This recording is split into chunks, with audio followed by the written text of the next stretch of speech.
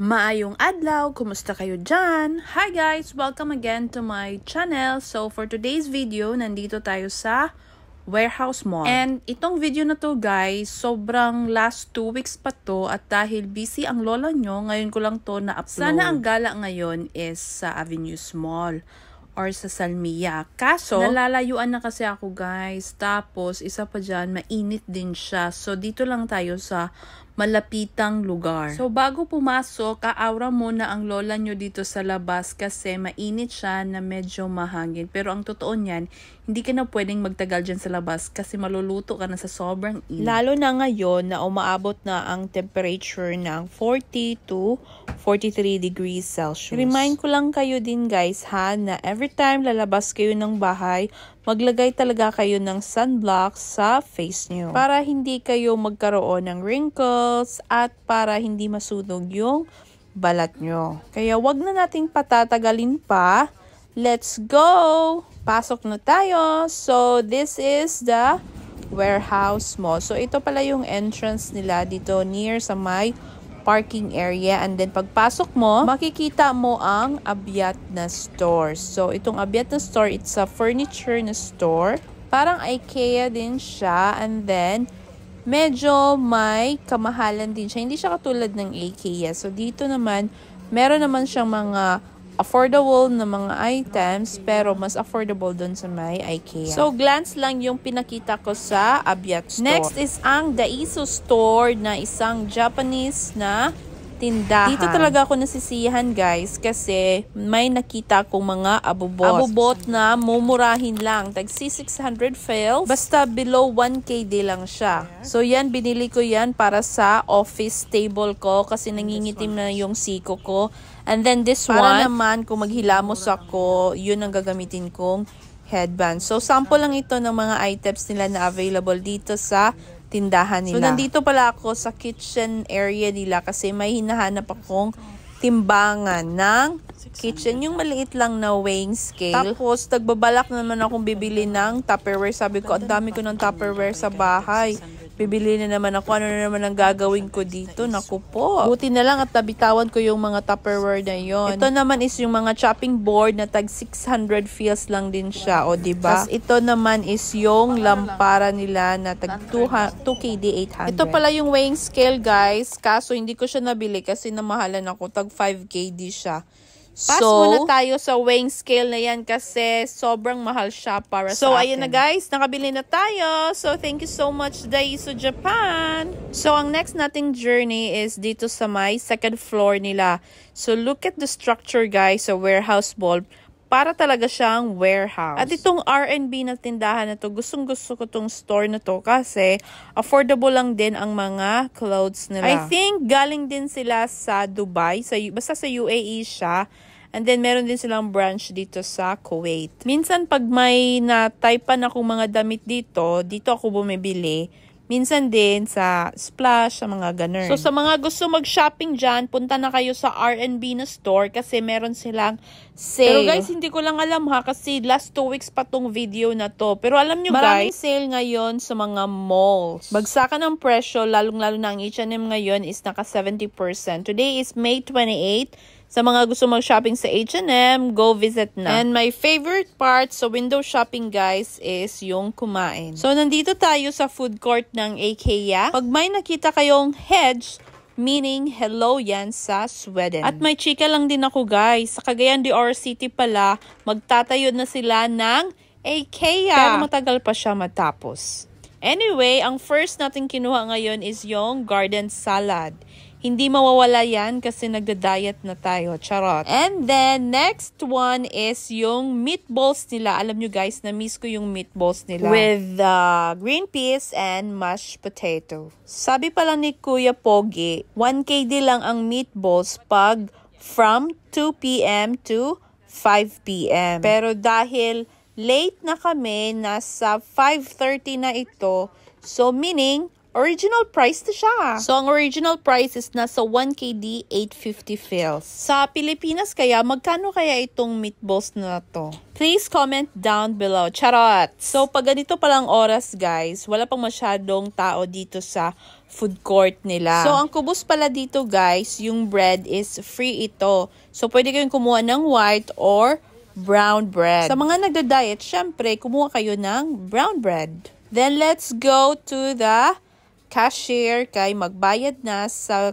pinagkukuhanan nating mga pagkain. So, pag nagbayad kayo dito, guys, hindi nyo na kailangan na ilapag yung plato dyan sa may table ni ate. Titingnan niya lang yung tray mo at kung ano-ano mga pinagkukuhanan mo. And then, tatanungin ka niya kung anong gusto mong drinks. Yung coffee pala na yan, guys, is unlimited yan, ha? 450 fils lang yung coffee na yan with free refill na siya. So, that's it, guys. Ito na pala yung food natin for today. Meatballs and salmon and with salad and with the bread. So, bago kumain, aaura mo na si lola nyo. So, walang tao ngayon, guys. So, hindi masyadong magulo dito sa may IKEA. Doon kasi sa Avenues, guys, ang IKEA doon, as in, sobrang puno talaga. Every time nakakain kami doon, sobrang puno yung food court nila. Nagtaka nga ako dito kasi walang tao. As in, tingnan nyo, may bakante pang mga table. Siguro mamaya pa yan sila magdadating. Mga siguro past 7, mga ganyan. Tapos yung tinitingnan ko naman dito, yung mga tao is halos mga